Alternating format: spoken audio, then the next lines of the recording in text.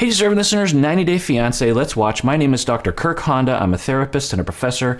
As I always say, don't use YouTube as a replacement for therapy. If you need a therapist, get one. You really deserve it. And let's watch. His wife and one-bedroom house. I sleep in the living room. I'm the baby. Everybody in my family take care of me because ቤተሰቦቼ ሕፃን እያሉ ነው የሞቱት። Okay, so we've learned a few things up until this point. I didn't show all the clips, but we learned that for Ari, she is saying that her father doesn't show emotion very often, but he also seemed fairly open with talking about emotion. Maybe he just doesn't cry very often or something, but that's notable. It's something to think about. Ari's parents both work in the medical profession. The family seemed to get along pretty well. Who knows? And then for Biniyam, we learn that he was the baby of the family. They call him baby. And all of his older siblings took care of him because the parents died when he was young. And so someone had to take care of him. And the older siblings stepped up to the plate there. That can mean a lot of different things. To be the baby role in a family is something. It can affect your personality or might not. There's a lot of research on roles in families and if they translate outside of the family. You know, if you're the baby in the family, do you retain personality traits and tendencies and interpretations that are similar when you leave the family? And for some, they do, and for some, they don't. The conceptualization within family therapy, within systems theory, is that if the role becomes extremely inflexible and necessary for family functioning, meaning that there's a lot of strife in a family, like death of parents, then the role can become so much a part of you that it lasts with you after you move out of the house. For other families, there are roles, but they are flexible, and the family doesn't require that everyone fulfill those roles at the cost of individuality and getting your needs met, such that when the person leaves the family, their role is able to change over time based on how they feel about things and what they need and what they want. And the baby role can carry with it a number of different personality traits. We'll find out. One is to be irresponsible, to be childish, to be dependent, to need other people to help you with things, to not necessarily think of yourself as, you know, the buck ends here, so to speak. You know, like for me, when something is wrong with the house, I don't think like, well, someone else will take care of it. I just think, well, the buck stops with me. I got it. Now, my wife could take care of it, and I guess someone else might take care of it. But I just don't think that way. I wasn't the baby in my family. I was for a bit, but not for very long. Anyway, so we'll see how their personalities come together. I really have no idea, but it's just a little bit of data that we might be able to, you know, build upon as we move forward. But I will say, tragically, his parents did die, which can also cause a whole other set of reactions from individuals and families. Maybe we'll, you know, hear something along those lines. በእርግጠኝና 13 14 ግን ታሞ እንደሞቱ አውቃለሁ። ብዙ ጊዜ አላስታውስም በምን እንደሞቱ። So he knows that they both died from illness, but he doesn't know how they died. He was 13 or 14 at the time. And that's got to complicate one's grief to not have the details. And I wonder if they withheld the details from him because they thought he was too young to understand, or maybe it's shameful or something. So who knows? Maybe it's just a complicated illness, or, you know, maybe they didn't know why they died. But if it is a secret, that can complicate things. It can make people feel like it's not resolved, like they're searching for, you know, sometimes the path of grief involves a search, going through your parents' old pictures or sifting through their attic and you know, retaining some things, sending some stuff to Goodwill. There's a process, or going into their email or searching through your own pictures. These kinds of things can provide us meaning afterwards. And if we have question marks, sometimes that can halt the grief process. Not always, for sure. I mean, there's always some unanswered questions.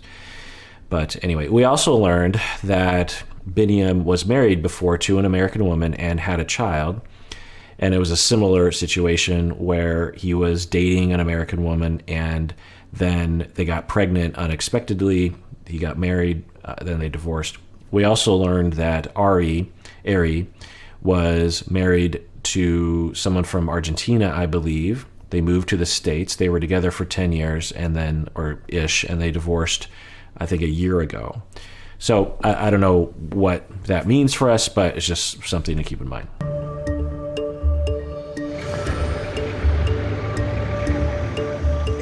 After arriving in Ethiopia, I was having a panic attack. Seeing baby after being apart for like 3.5 months made me feel totally overwhelmed. Okay, so she is saying that she had a panic attack. Some people will use the term panic attack when clinically we might not use that term. We might say anxiety attack or anxiety episode. There are differences. It doesn't really matter. She, to me anyway, I think I understand what she's saying. She is saying that she arrived, she was overwhelmed, she hadn't seen him in a long time. It's a huge change. She's pregnant. She's been in the airplane for a long time, and she has anxieties about giving birth in Ethiopia away from her support system and her normal, her regular doctors. And she's overwhelmed. Positive feelings, worried feelings. And then she had an anxiety episode. She started to cry. Biniyam was very caring and nice and attentive, attuned, and she didn't blame anyone. She held on to him, and it calmed her down. So what does that tell us? Well, I don't know, but it might tell us that she's prone to anxiety. Some people are biologically or trauma related, or both. Some people are very sensitive to what's happening around them. We might call them highly sensitive people or gifted people sometimes. There's other words. But yeah, that's one thing to remember, is that we can have, depending on our psychologies and our physiology, anxiety attacks when there's a lot happening, even when it's not necessarily scary. I had a anxiety attack, and I actually, what I call it a panic, because I did suffer from panic disorder early in my life, and I didn't have very many panic attacks, but I don't know, 10 or 20. And then I became a therapist, and I started to learn about it, and I treated myself and got rid of the panic disorder. But ironically, during my training as a therapist on the last day of school, I had a panic attack or a anxiety. I'm trying to remember exactly what. Anyway, it was similar to this, because I was so happy. I was so happy to be graduating. I mean, graduate school is stressful. I mean, to become a therapist, to become a psychologist, it's stressful because it's not just obviously learning things and you have to write all these papers and you're always worried you're going to flunk out or someone's going to discover how much of a fraud you are. Imposter syndrome is rife in graduate school. And you're side by side with extremely intelligent people who might have a lot more experience than you. I was 25, 26 years old, 26 when I graduated. And most of my classmates were a lot older than me and a lot more experienced than me. Some of you know Bob from the audio podcast. He was older and more experienced than I was. And so the entire time when I was in graduate school, I was like this, just like, okay, I hope I don't mess up. And there's a lot of, you have to, the other component to graduate school often in therapist training, at least at my university, Antioch University in Seattle, there's a lot of personal discussions and exploration and writing. And so it's not just like learning about theory or learning about pathology or learning about technique. There's those things, but it was also a lot, particularly back then, of who am I, what are my traumas, what's my family of origin like, what's my countertransference, what are my biases, how racist am I, how sexist am I, how ableist am I, how classist am I. And being in your own personal therapy. It's just a lot of intense facing of yourself and your issues and your shortcomings and your anxieties. And so I was like this tight ball the entire time in graduate school. And I'd gotten so used to that for 2 years that I think I just became used to it. And then on the last day of school, when I was about to graduate, I think I was starting to relax. Like, I'm almost done. I tricked all of them into thinking that I was a viable therapist. Time to relax. And then that's when I had a panic attack. I equate it to when, and this is a common physiological reaction, my brother got in a motorcycle accident when he was a teenager, and it was a really bad one. He was injured severely. He had to have several surgeries and pins and all these kinds of things. It was really awful. And he was conscious after the accident. He got in someone's car, drove him to the emergency room. They're checking him out, the doctors, and he's fine. He doesn't really feel a lot of pain. And then the physicians leave him in the bed and they walk away after, getting him settled. And that's when he had a panic attack and he fainted. And so the body kind of knows, like, you can't afford to feel anxiety in this moment. You can't afford to realize the reality of what's happening right now. You can't afford to relax. You've got to survive. And so I wonder if for Ari, I've heard him call her Ari, and I've heard the mom call her Ariela. She calls him baby. I'm going to call him Biniyam. I don't know. I'm sure he'd be fine with that. Anyway, that for Ari, she was having a lot of anxiety. There's all this built up tension, the pregnancy, the cameras probably. She arrives and she's surviving, get there. She finally arrives, sees him, and then it's like panic and anxiety happens. I wonder if that's what happened. But we'll keep an eye on anxiety episodes for her and how how she takes care of herself and how he takes care of her, how he asks him for help with that. Maybe that'll come up, maybe it won't. This bathroom looks like something from one of the Saw movies. I can smell the molds coming from the bathroom. Oh my God. My mom is gonna hate this place, and she's gonna grab me to the side and be like, you can't live here. You can't live in these conditions with a baby. Oh yeah. I mean, I would probably feel similarly. I think, although when I travel, I have a different threshold, I suppose, for this sort of thing. But anyway, you can have your preferences, but you probably reckoned with the reality that you're moving to another country with different situations with bathrooms, and that Biniyam isn't super rich, I don't think. So, as frequently will happen on the show, the American will be, totally flabbergasted at the conditions when what were they expecting? Now, maybe for Ari, there were reasons to believe that it was going to be a 5-star hotel. I'm exaggerating, that it wouldn't be like that. It'd be more to her liking, but it just points to this naivete or American, I don't know, just prejudice, or American, what do I call it? Ignorance of how things are different in other places of the world. Maybe Ari is suffering from that. And okay, it's normal, but how do you communicate about that? Let's see how Ari does that. There's a way of saying, like, look, fiance of mine, this is great, and I'm so happy because it really looks like you put a lot of effort. Because we've seen much worse reveals from the locals to the American of the living conditions. So it didn't look that bad to me. But so you could say, like, look, you put a lot of effort into it. Thank you so much. But can we start looking for another place? Or do you say something like, I can't believe you let me down. You're a terrible person. Let's see what she says. I hate it. No toilet seat. It's awful. This is horrible. I'm laughing, but inside I'm dying. Babe, I really love you, so I really don't want to hurt your feelings. But All right, so good start. I mean, we've seen much worse. I love you. Thank you so much. I don't want to hurt your feelings, but yeah, I mean, she's smiling.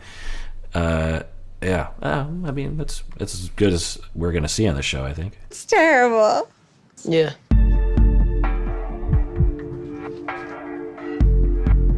እኔ በወቅቱ ትንሽ ከፍቶ ነበር። ምክንያቱም አሪ የአፓርታማውን አልወደደችውም። ስላልወደደችው ደግሞ ያው የራሴ ጥፋት ስለሆነ እሷም And then she says, it's terrible. I think a more differentiated statement would be, it's not what I want. It's not what I like. We tend to do this, by the way, that we don't like something. And as a way of trying to justify it, we will label it globally. Let me explain. So let's say that someone offers me food and everyone else likes it or they're okay with it, but I don't like it. And instead of having the confidence and the differentiation to be like, well, I kind of feel like this is objectively terrible, but when I look around, other people don't seem to be reacting that way. So maybe it's just my feeling about it. So I have to own that. I don't think this is good. I think this is terrible. Apparently it's not terrible to everyone. So, what are you going to do? But I feel like it's terrible. Instead of doing that, we will say, this is terrible. This is terrible food. This is disgusting. This is disgusting. And the reason for that, I think, is we're modeled this kind of behavior frequently in culture and in families. But it's also more vulnerable to say, this is how I feel about something.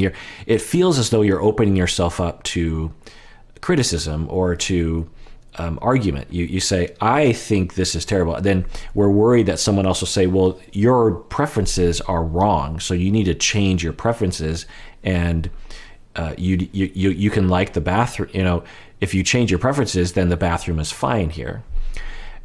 And which is not fair to say to someone. If someone just doesn't prefer something, they don't prefer it. It's fine. Now, maybe there's some flexibility there, but the point is that we don't want to open ourselves up to that kind of vulnerability, and so we will preempt that by saying, this apartment, that bathroom is objectively terrible, and any statement that it's not is ridiculous, and I'm just going to put an end to that right now. What that does is, for the Biniyams of the world, they'll be like, compared to what I'm used to, that bathroom is actually pretty great. And compared to the kinds of things we're going to afford, that bathroom's pretty great. So I don't know what you mean by terrible, objectively terrible.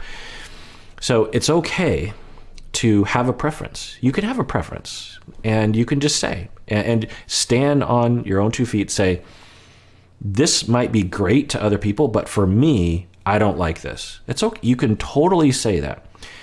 People can try to plead with you and ask you to change your mind, but if you don't want to change your mind, that's okay. You don't have to globally label something.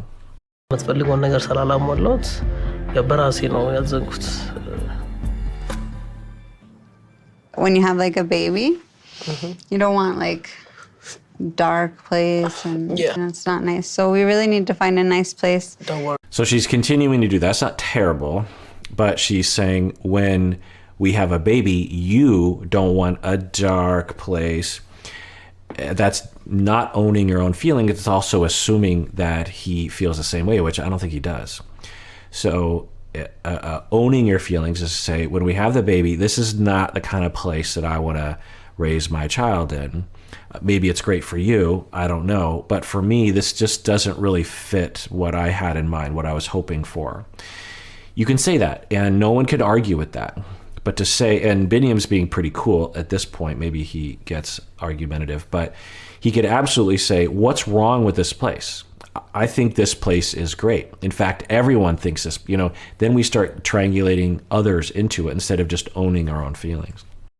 We can figure it out. We can talk about it. This is the first time. Welcome to Africa. I traveled a lot of places and lived in precarious conditions, but now we're gonna have a baby, we're starting a family, and this horrible apartment gives me second thoughts about wanting to stay in Ethiopia. Right, totally get that. It's one thing to be traveling and backpacking in Africa or in Argentina, and you're just worried about yourself. it's another thing to be bringing a child, an infant into the world. Even in the best of conditions, good parents can be extremely focused on, things like mold and mildew and sanitation and the way things feel. And for sure, she has that preference, and that's totally fine. I love you. Yeah. I hope you don't hate me too much. Me? Yeah. Yeah, I hate you. And good techniques here by Ari. She physical contact, smiling, I hope you don't hate me too much, joking around, very functional discussion. I have a lot of optimism about this couple given what I've seen. We've seen this exact interaction with other couples. It can go much worse than this, and there were many different strengths that I saw in this couple. So that gives me hope for them, which is good. All right, well, that does it for that episode. If you want to become a patron of the podcast and the YouTube channel, you can do so now by using the link below, or just go to patreon.com and Psychology in Seattle. It's always great when people become a patron of the podcast. It supports us. It helps us to keep going, really. Without the patrons, we wouldn't be able to do this very often. Honestly, back before I was on Patreon, I would make an episode every 2 weeks or something, like one audio episode every 2 weeks. And now I put out 2 videos a day. I put out 5 audio podcasts a day. So that's only because of the patrons. When they become patrons, it allows me to cut back on my practice and maybe shorten my hours at the university so I can spend more time with y'all. So please become a patron if you want to. If not, totally cool. And everyone out there, please take care of yourself because you deserve it. You really, really do.